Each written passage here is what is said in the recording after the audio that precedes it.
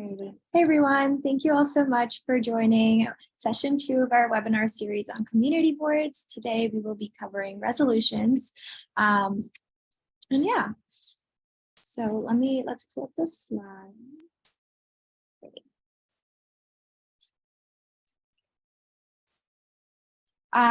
So before we get started, feel free to introduce yourself in the comments and what community board or neighborhood you live in. My name is Emily and I do citywide advocacy here at Open Plans. I am a Queen CB1 constituent and I live in Astoria. And then also with us here today is Sarah. Hey y'all, I'm Sarah Lind. I'm the Chief Strategy Officer at Open Plans. I am actually a CB7 member, but I am speaking today on my own behalf, not on behalf of the board. Amazing. So for today's session, we're going to start by going over our campaigns and an overview of our community board outreach that we've been doing. We will briefly explain what resolutions are and why community boards use them for folks that are new to them. And then we'll also share some of our model resolutions and how to write one of your own and some tips on passing them as well. We will conclude the session with a Q&A, so feel free to write any questions that you have in the chat. And then at the end, we will be asking folks if they'd like to join live as a panelist. And we'll get the chat opened for y'all, don't worry. So for folks that are new here, Open Plans, we're a nonprofit here in the city advocating for livable streets and safe and joyful public spaces in all neighborhoods. We believe that all New Yorkers should have access to this, and we do this through advocacy, policy, targeted journalism, and more to promote these structural reforms in the city.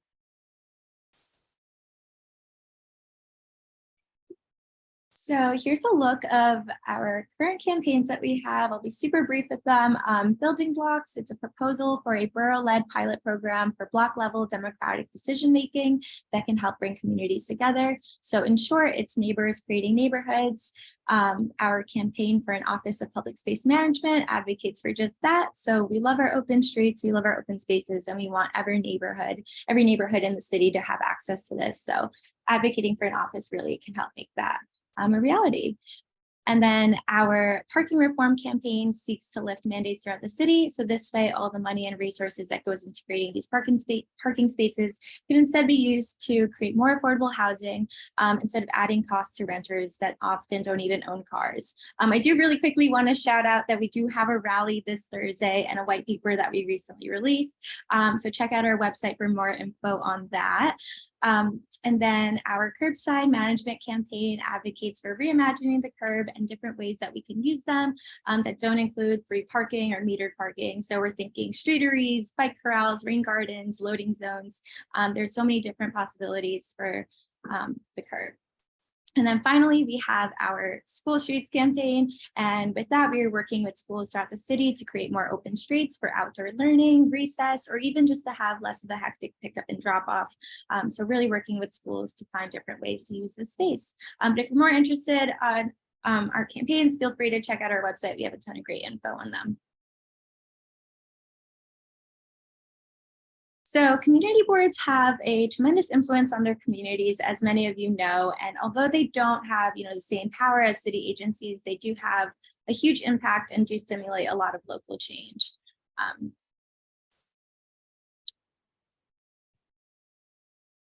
So through this campaign, we have been able to connect with community board members and share our model resolutions, in addition to learning how what different neighborhoods' priorities are and the experiences of different board members.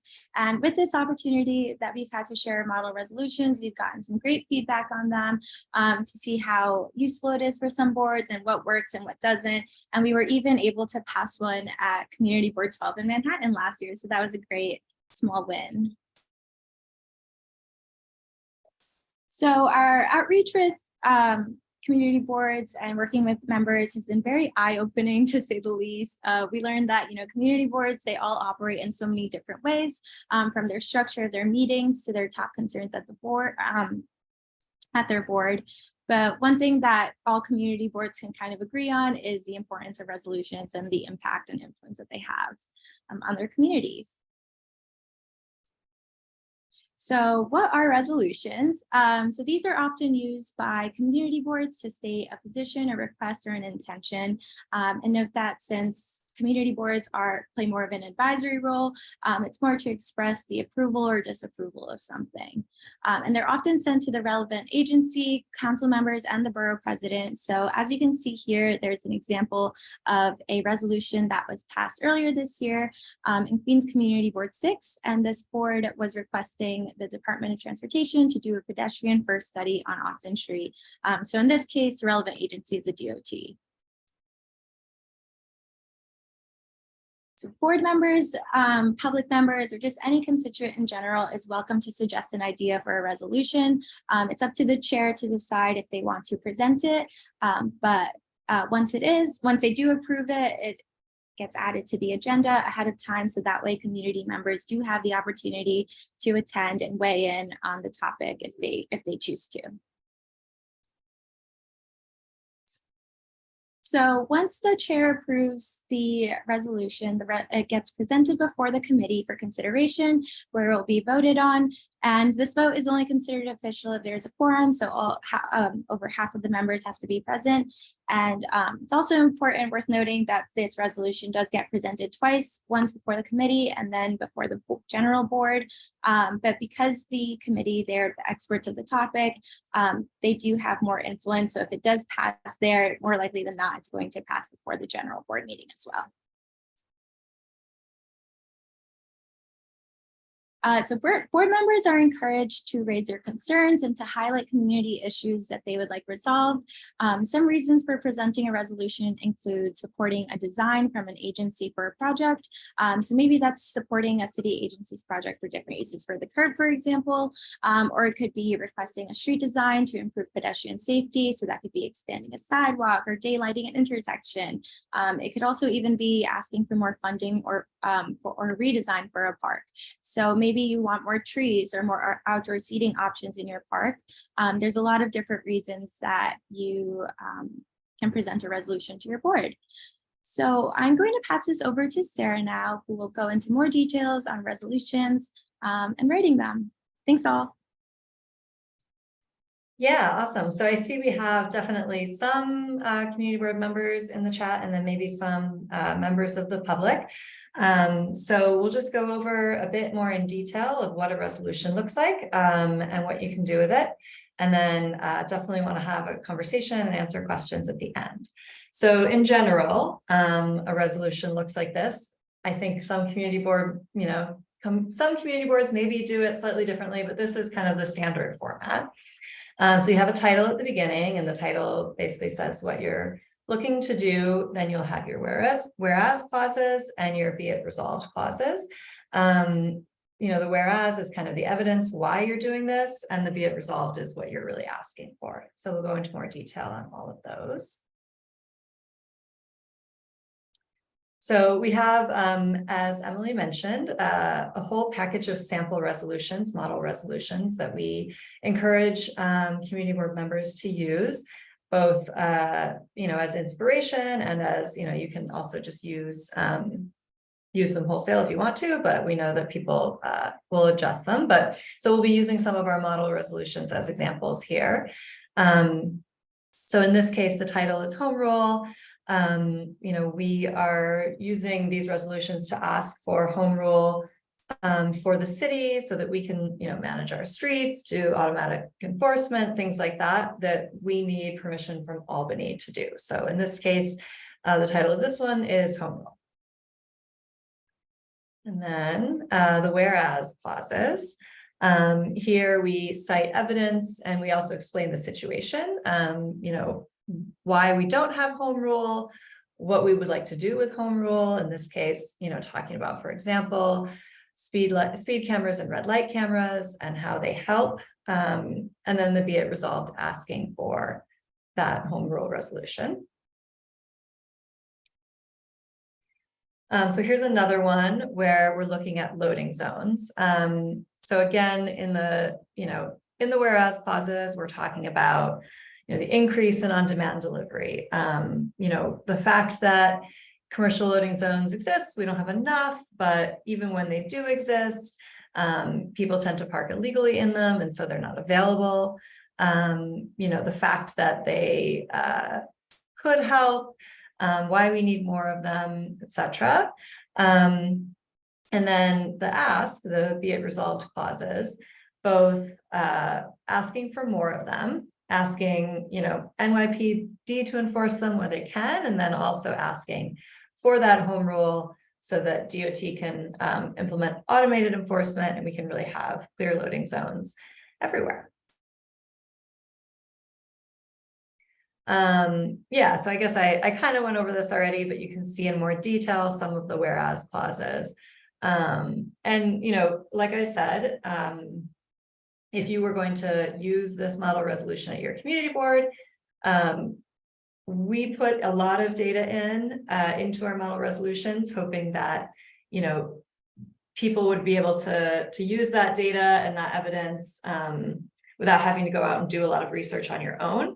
But also, we would encourage you to put in specific examples of like what's happening in your community. Maybe there's a street that has loading zones. Maybe, there's a street that doesn't have loading zones that you think really need it. So taking some of this data, but also personalizing it to be specific to your community. And then, you can also take some of this out if it feels like it's not as relevant in your community. So again, our model resolutions are there as, a template and example and suggestions, but don't need to be used, completely as is. Similarly with the be it resolved clauses, often, to keep it simple, you might just have one or two be it resolved clauses so that it's a clean resolution. In our model resolutions, we put in, all of the possible things we think you could ask for to address these problems. Again, here it's like adding more loading zones. And again, you could be specific by putting in, in your neighborhood, specific places you'd like to see them. Marking them more clearly. Right now they're marked with signs. Maybe marking them with paint on the road would make it more clear to other drivers that this isn't a place that you can legally park. We included here Intro 501, Lincoln Wrestlers Bill. It would create a civilian reporting program. That's a whole other issue. It's been amended. Happy to talk about that if it comes up. Maybe doing some automated enforcement, like I said. Maybe asking NYPD to do more enforcement. And then we talked about the street plan here too. So lots of different things that you could put in. You could try to put in all of them. Maybe you just put in one or two that you think will be most relevant to your community.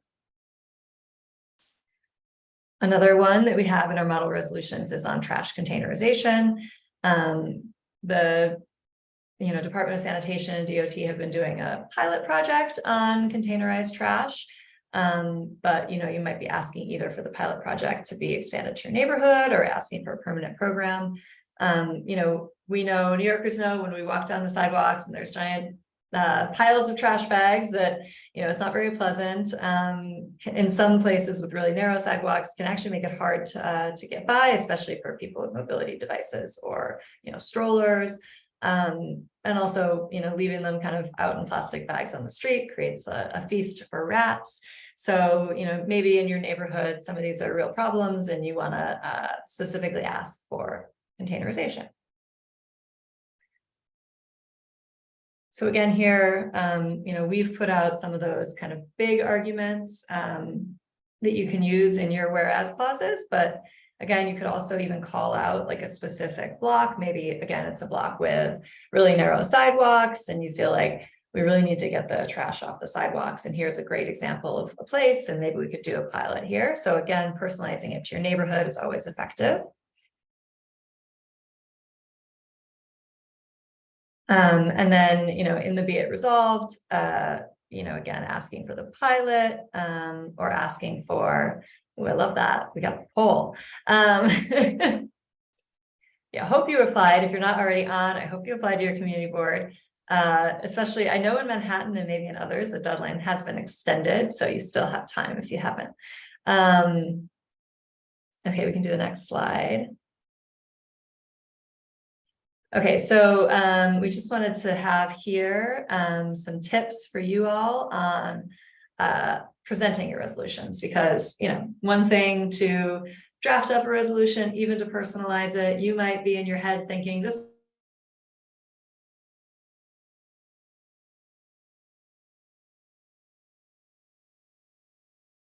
and then maybe so doing some pre-planning ahead of time, like I said, adjusting the resolution as needed so it's more personalized to your neighborhood. But then also, talking to the committee members. A lot of our resolutions would go through your transportation committee or whatever is kind of equivalent to that. Hopefully you're on it.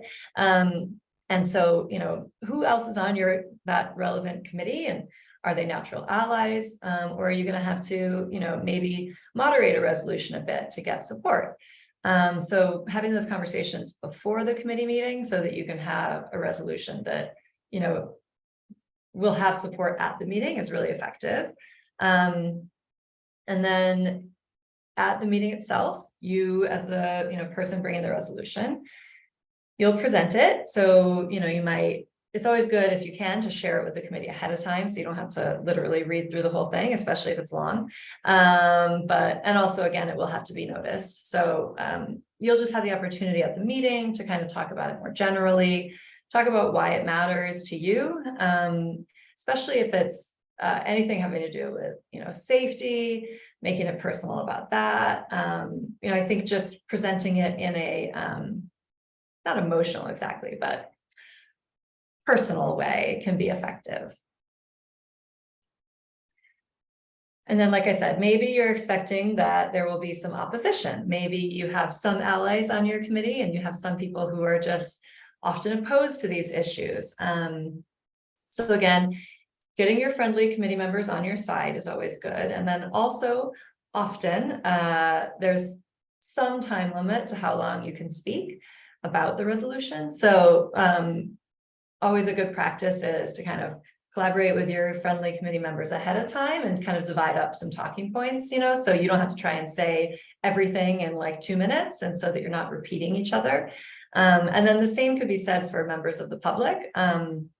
If it's, again, going to be a somewhat controversial resolution, then kind of trying to get your allies and people in the community to come out as well and speak on behalf of it is also always really good. And they almost always are time limited. Committee members aren't always, but again, if it's going to be a really robust conversation, sometimes they'll limit speaking time for committee members. And then the last one is easier said than done, especially depending on how kind of personal the resolution is to you. But if there is opposition, it's always most effective to try to stay calm and measured. I know sometimes there will be community members or committee members who are very oppositional and, difficult, but again, as much as you can be, the bigger person and stay calm and focus on the facts and why it's important, that's always more effective. Again, easier said than done. I'm not always capable of that either, but we try.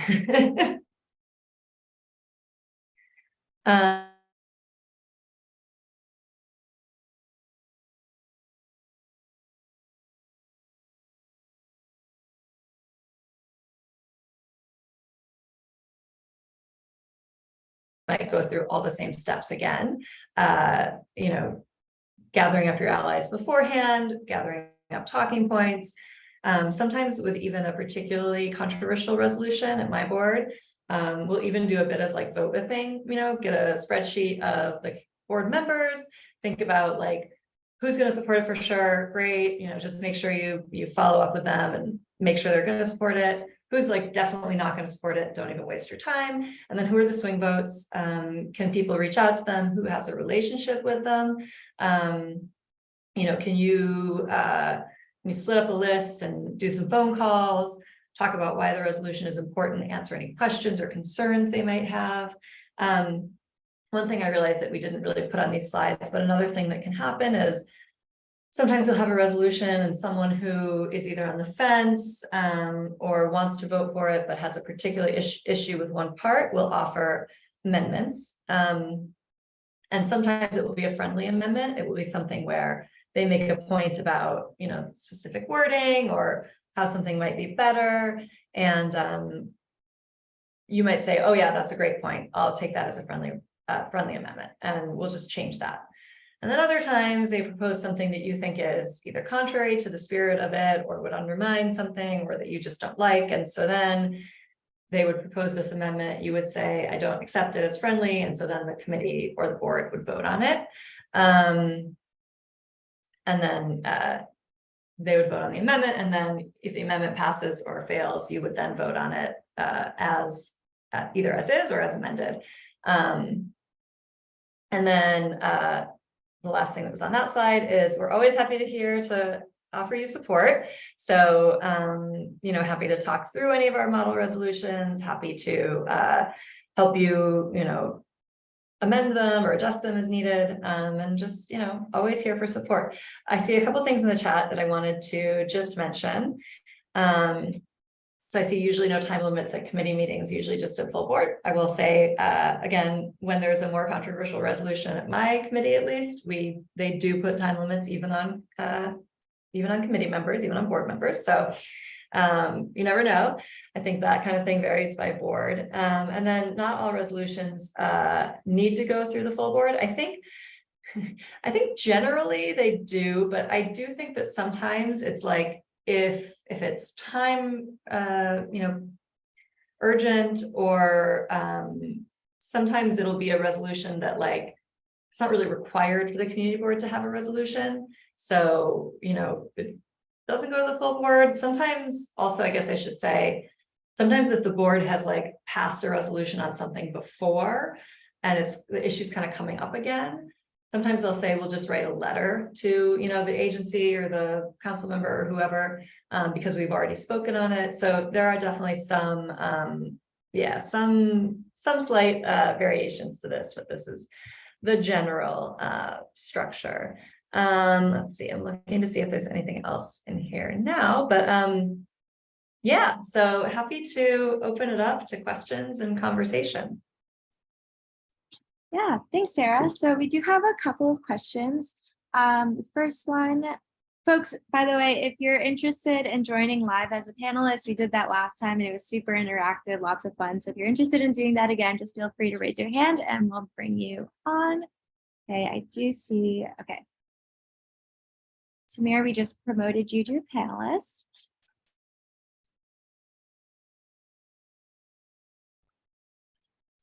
All right. Hello. I figured I'd just join and ask my question instead of having you read it. So you said that one of the model resolutions was passed through CB12.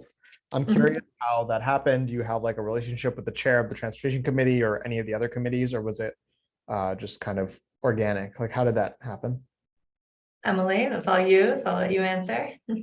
Yeah, so we had actually been working with somebody who lived in CB12 to create the model resolutions, and they introduced us to the chair of the committee, Debbie, and that way, and we were able to present kind of our ideas there, and Debbie really liked the home rule resolution, so that's the one that we went with, and yeah, and then we were able to present it to the transportation committee meeting, and then Got it. So like open plans went to the meeting and then presented it.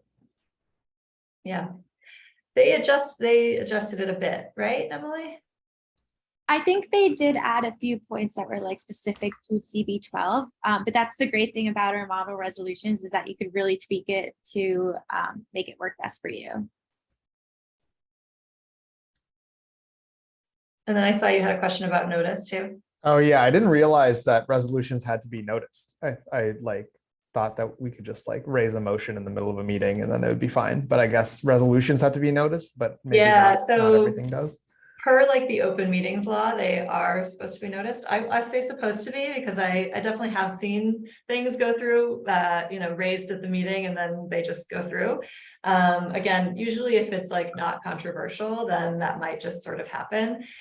On my board, at least, if it's anything controversial, the notice requirement is used all the time, even if it was noticed, like, oh, maybe it wasn't clear on the website where it was, so again, if it's a more controversial resolution, making sure that it's noticed very clearly is always a good idea. And then if you bring something up in new business, usually it has to be, you have to wait till the next meeting to have the discussion and vote on it. Got it. Yeah.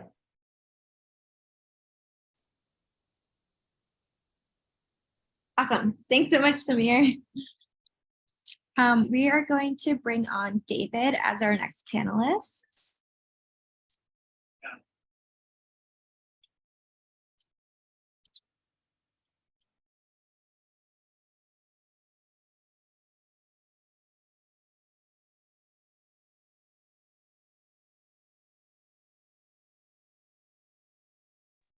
Hi.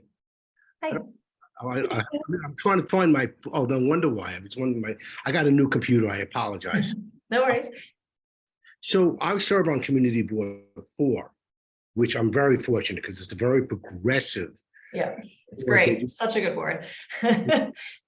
Today at noon, we just got the pedestrian side. I mean, at 11 o'clock, we got the pedestrian sidewalks expand on 9th Avenue and 57th Street. I Yes. have a cold. That's why I'm here. Otherwise, I would have been there, believe it or not. But a lot of stuff goes through with my board. I don't know how the other boards work. You go through the committee meetings, and then it goes to full board. Committee meetings usually, unless there's a lot of people, there's no time limit, and so that works out very well.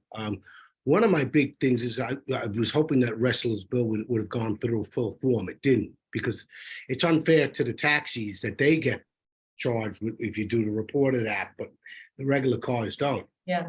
But my big pet peeve is to get industrial tow trucks, and also, and it involves a state law of getting cameras to take pictures of trucks that go down non-truck routes.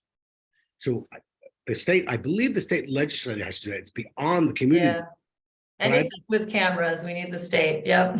So, I mean, I'm trying to push, maybe, though, I know this is a little bit out of the lane of what you're talking about today, but if I just want to put it in your head, that's all. I mean, if anyone has any questions, I serve on community board, but I don't know if anyone. Yeah. Yeah, actually, it's a great point. If there's something in our model resolutions or something that you think is missing from our model resolutions and you want to help us, draft up something to add to it, it's a living document. So we're always open to suggestions. So yeah, thanks for that. It's a great point. It's something we hear all over the city. The trucks are a huge problem. Yeah, driving through residential neighborhoods, parking illegally. Yeah, it's a really good point. David. Yes. Yeah. Good afternoon. Hi. Hi, I'm a member of Community Board 13 in Queens. Awesome. And we've been having some issues. And it first started with trying to deal with the charter school issue. We were fortunate to defeat the charter schools coming into Southeast Queens, thanks to our council member in part, and the other electeds, our state senators. But now things are mushrooming out on procedure.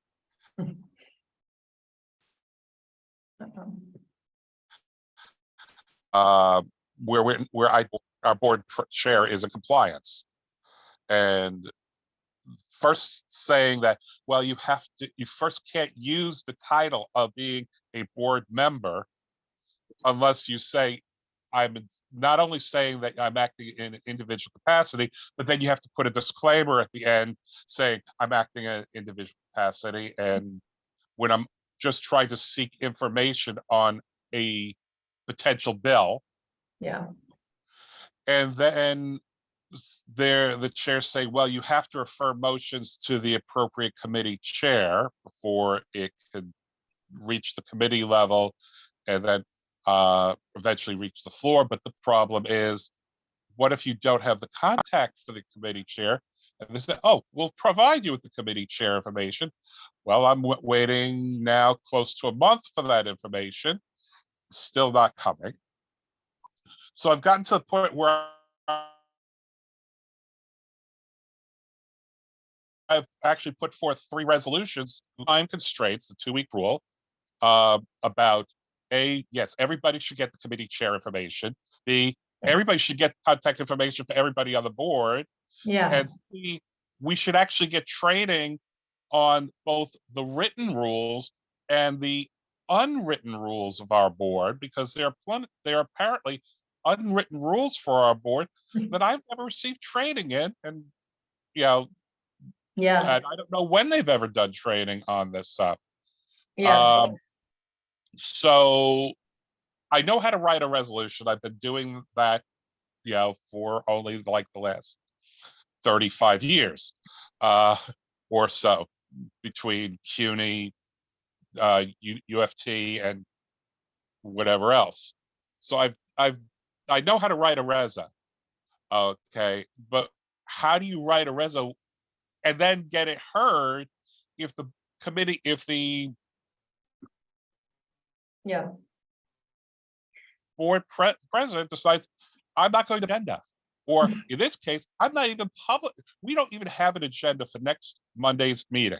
yeah. So I don't know if they're putting my thing on the agenda. We're not in compliance on that either. Yeah, it's a great point. Like if you have a phone number that could get me directly to corporation counsel, because I may need that. I don't Yeah. know at this point. Yeah, it's a great point. Every community board is different. Some are more professional than others. I think we talked about this last time, but sorry, I should have said it this time too. There's a committee chair, sometimes two. There's a full board chair, and then there's a district manager who is a paid person who's a staff kind of technically of the borough president. So even then, some district managers are better than others, but that's always a person you can reach out to for help on that kind of stuff. And then, I would say if you're having real issues with the board, contacting your borough president's office is like a really good step. We had some similar issues to what you're describing with kind of some attempts at bylaws, resolutions that would have really restricted board members in certain ways. And the borough president had to step in and say, like, this is not, you can't, restrict board members in their personal capacity from, doing things. So I think, although again, that might even vary depending on the borough president, but you said you're in Queens, and I think Donovan Richards is good on these issues. So the borough presidents usually have a community board liaison that you could reach out to. Your district manager could certainly give you that contact information. But just to say, most community boards or all community boards are supposed to use Robert's Rules of Order. So that puts in specific, structures for how you introduce resolutions, how you have, communications with the board, how you amend, how you pass, how you table, all of these things. But to your point, sometimes the board also has sort of unspoken ways that they are just kind of used to doing things and always have done things that might not really be proper. So all great points. But I suggest reaching out to the borough president for sure. Thank you. I hope that, well, hopefully it doesn't come to that. Although if it does, he's my former council member, so I think I'm a pretty. There you go. There you go. Thank you. Thanks, David. So now I'm going to bring up Edward.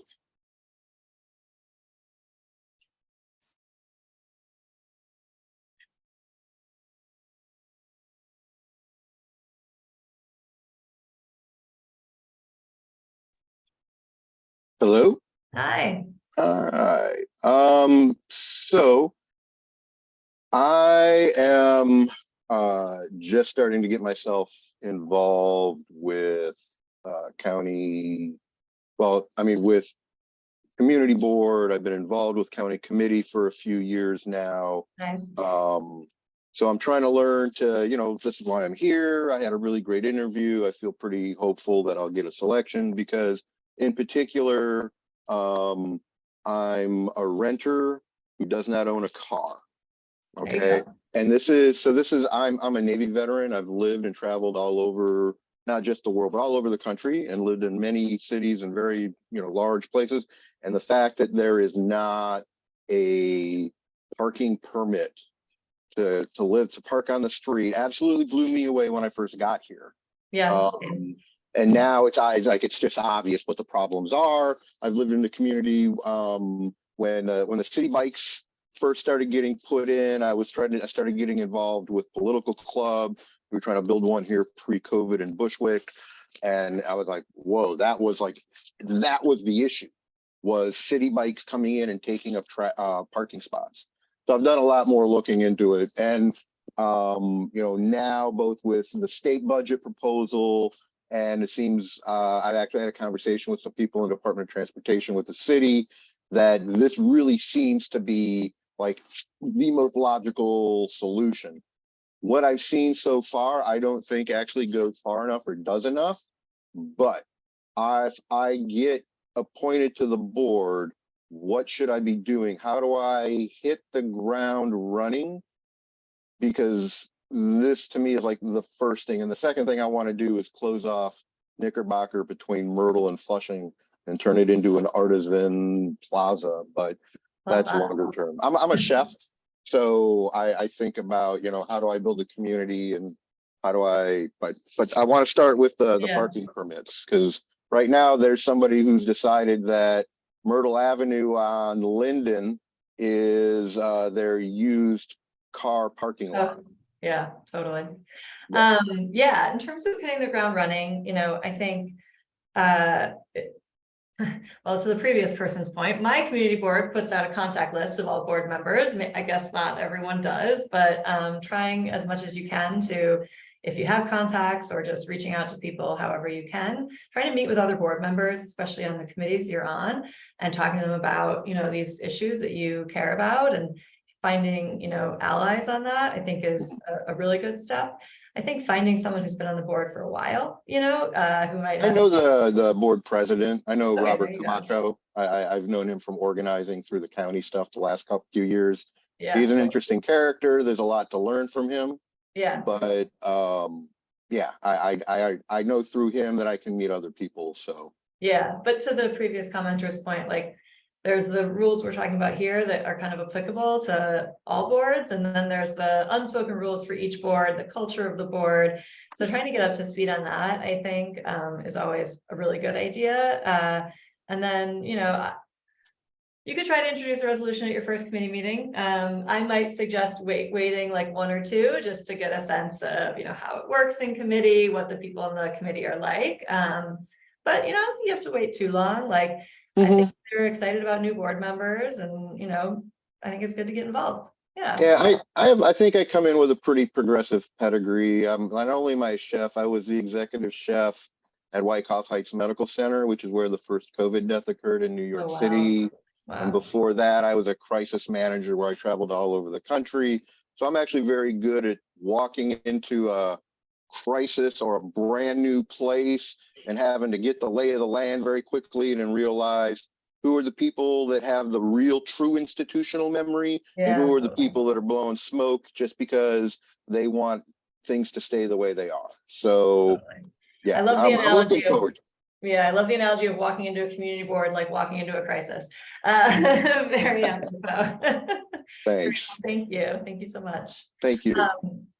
I'll just take a second to highlight something Edward said, and also I see David talking about it in the chat. Community boards, obviously that's where we're here. Great ways to influence policy in your community, but you can also do things like join county committee, run for district leader, run for state committee, join your local Democratic club. So we're not going to get super into detail on those things here, but reach out to people in your neighborhood to learn about those, because also great ways to get involved. And it's awesome to see some of y'all doing that. Awesome. Yes, something else that I've noticed a few community boards do, when members do throughout the city, is that when they first start, sometimes they'll do some like outreach events, or they'll table to encourage folks to show up, even just as a public member, if they, or even just as a constituent, if they want to make any comments. Just encouraging folks who have like the same ideas as you to come attend these meetings is always great. It's always super helpful. So one question that we have from the Q&A is, if a resolution does not get passed, can board members present it again at a later date? And is there a limit of any kind? Yeah, so I think the answer is yes. And again, I think it probably depends on your committee and community board, how much of a stickler they are about certain rules. But I will say one thing that you can do, if you feel like the resolution is not going to get passed, or like that it needs a little bit, maybe some editing, or that you'd like to take some time to talk to people, off the, outside of the committee meeting again, is you can always table it. You can say, I'd like to table this resolution until next month because, it needs more work. So that's an option. I think the thing is if it doesn't get passed, it's like, is it going to get, if you bring it again, has something changed, so I don't think there's any reason to like keep bringing up the same resolution again and again if you don't think it's going to get passed, which is why sometimes tabling it and making some amendments is good. I should say, so I briefly mentioned the open meetings law with the notice requirements, but so in New York, any kind of public meeting like this has to be open to the public. That's the open meetings law. And so there's a limit on how much like conversation you can have about it outside of the meeting too. You can't like get the whole committee together to have like an off the record conversation about it. One-on-one conversations are one thing, a few people, but yeah, the bulk of the like substantive conversation has to happen within the meeting itself. Awesome, thanks. So our next question is, do community members always have a chance to speak in support of resolutions when they're being presented? So they should.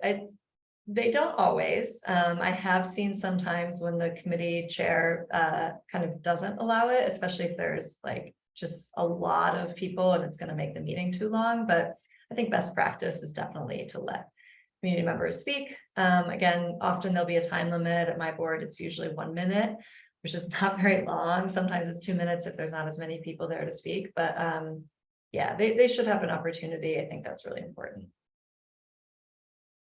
Amazing.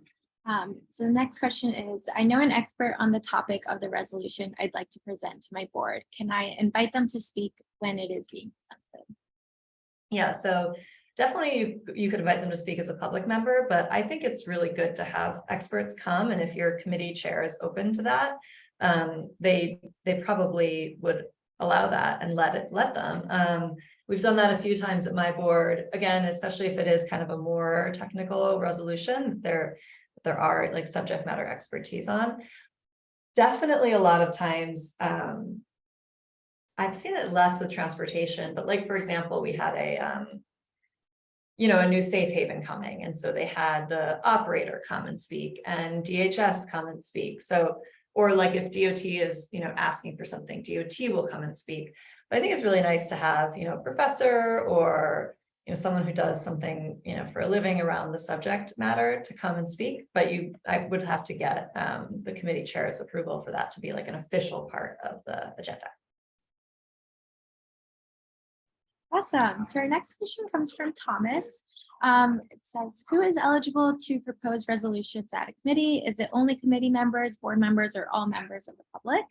And would that vary by community board, or is eligibility dictated by law? I think it would vary by community board, but generally only members of the committee would be eligible to present a resolution. But again, someone from the board, maybe new business comes and someone else from the board is not on the committee says, I think we should do this and this. And a committee member could like say, okay, yeah, agreed. I'll work on that resolution with you.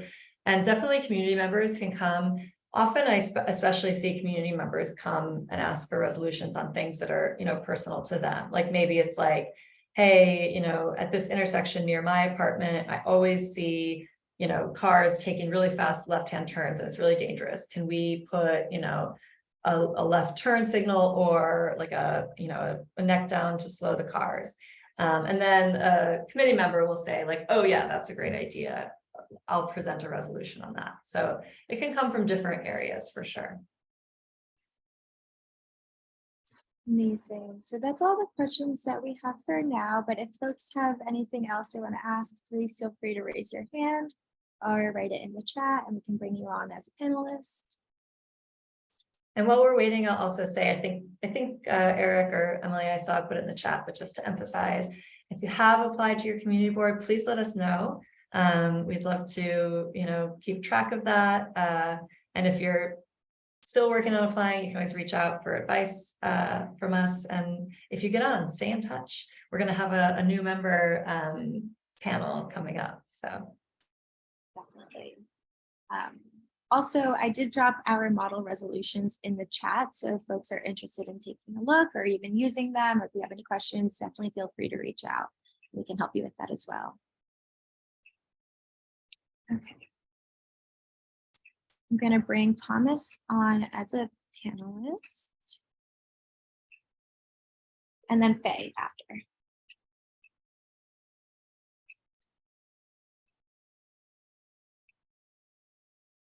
Hey.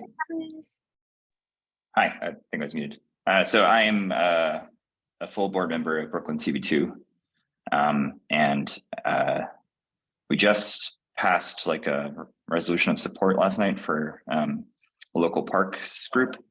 But in general, I was wondering if it's more effective for a resolution to have a target, like target a specific city agency and say, we think you should do this, or even an elected official, like we think you should support this with legislation or of some sort, or should you just kind of keep the ask general and just say, we as a community support this initiative and whoever wants to pick up that ball and roll with it should do so?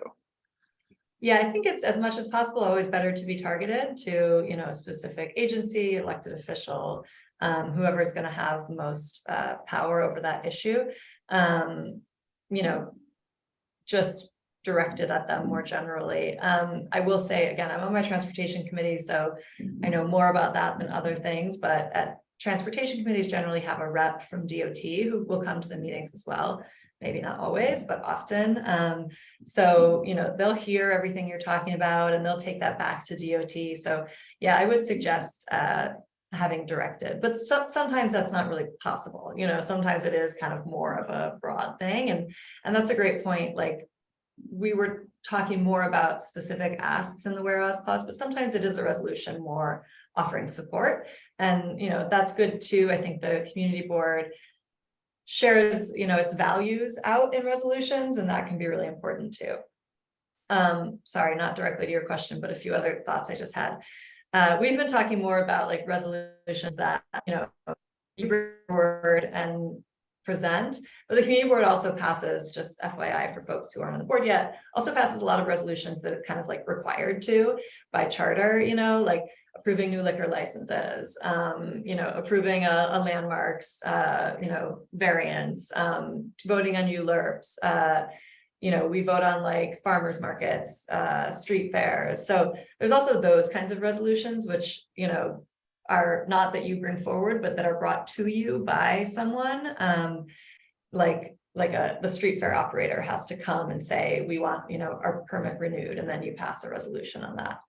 So those are like a little different, and a lot of them tend to be pretty pro forma, but sometimes they do get, you know, controversial. Like if there's a restaurant that is always super loud and they're coming back for their liquor license, you might have neighbors come and say, you shouldn't give this restaurant, you know, you shouldn't renew because they're not good neighbors.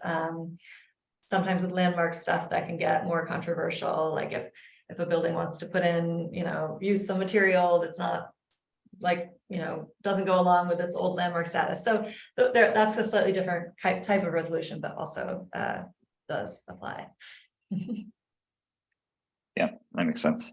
Does open plans track all the resolutions that community boards are passing related to livable streets matters and then publish those resolutions? We do not. That could be a good thing. It might be a lot of work. It's hard, you know, there's 51 community boards. It's hard to keep track, or 50, or yeah, 59, gosh, sorry. 59 community boards. So it can be hard to keep track. But you know, I think when there's big ones, when they're, you know, something that's really impactful, we definitely try to keep track of it. Yeah, whenever Streets Blog publishes that, like CV12 or whatever in Manhattan published something, it's definitely inspiring for other community boards to hear about that, because then I'd probably want to pass something similar. Totally. And I saw Betty Kay in the chat said, definitely direct it. And I've seen up to 4 or 5 on a single resolution. Yeah, totally. Like one of our model resolutions, you know, it was like, NYPD, please, you know, enforce the loading zones more. DOT, please, you know, put in more. You know, the state legislature, please pass this bill. So, you know, it could be that, or it could be like something that it's the same issue, but it's like sanitation and DOT and the police and whatever. So there's lots of ways in which, yeah, you might have more than one on a single resolution. Thanks, Betty. Cool. Thanks. Thank you. Thomas.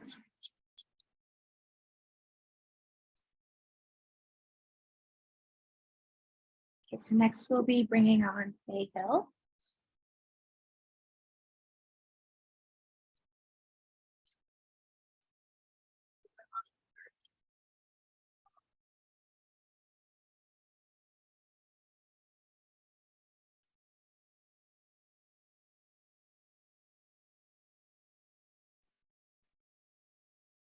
Hi. Hi. Well, I've learned a lot about resolution because I'm a board member for the past, oh gosh, 5, 6 years, every 2 years or whatever it is. Yeah. I've learned a lot in this hour here because sometimes they great. bring up resolutions at board meetings, and I don't know what the heck they're talking about. First of all, excuse me, I don't know what committee, well, you know, they mentioned the committee like the transportation committee and everything. But the resolution they're trying to adapt is not clear. It doesn't clarify what you're voting on. Mhm. Sometimes I abstain, although they say when you abstain is like is it abstain no or abstain mean that yeah. Yeah, abstain means you don't want to take a position on the resolution, although in vote counting, it counts as a no. I don't know. Okay. Yeah. So I've learned a lot. And you know, my other question is I'm chair of one of my committee, and I like to be on another committee. Mhm. And they're telling me that I have too much on my plate. Mm. Now, they don't know what my plate looks like, and they don't know they don't care what I want to put on my plate. And they told me no, I couldn't be a part of another committee. Is that right, or is that in the as part of the bylaws? Yeah, it might be part of your bylaws, which is, you know, another thing to mention, that there are certain things that are mandated by the city charter that, you know, Right. the community board has to do and has to have the structure, et cetera. And then also each board passes their own bylaws. But there's another, not to cut you off, there's another person who's serving on two boards, two committee. How is that? And they're the chair of one? One is chair and one is vice chair. One is chair of one committee. She's Yeah. and the other one, she's vice chair.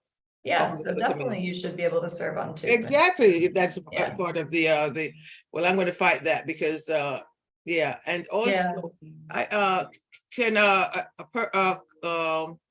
someone from the committee, from a community, do send in resolutions in case something is not approved by the board on the board level. Can they put in a resolution that they would like to have this looked at again? Somebody from a committee, from the community? Yeah, definitely. You know, and again, I think often they might send it to someone they know on the committee or else just the chair. Someone on the committee would have to officially present it, but definitely, I think most boards at least are open to ideas from the community because, you know, that's their job, is to represent the community. Okay, because we have an ongoing thing here about a dog run in our community, and you know, it has to happen because I'm part of that dog run committee. It has to happen because I don't know why they put there's rules and regulations. You can't be near to people's home, which is, you know, it's true because of I guess the issue with the dog barking and the urination and so forth. But there's other places they can use, and because one civic center said civic association says no, not in my backyard, although the site we are looking at is far from their backyard. And the board decided to push that aside. But I learned a lot from this session here, and I plan to implement it, some of them. Well, thank you Okay, so much thank for you. attending. Yeah, thank you. Thanks, Faye. Thank you. Alrighty, well, thank you all so much for joining. We're just gonna drop our word cloud again for folks to see. But I really appreciate you all joining our second session. We will be hosting our third one for new board members. So I hope the folks that interviewed or the ones that are interviewing, I hope it all goes well, and I hope to see you at the third session. Great. Thank you all so much. Thank you very much.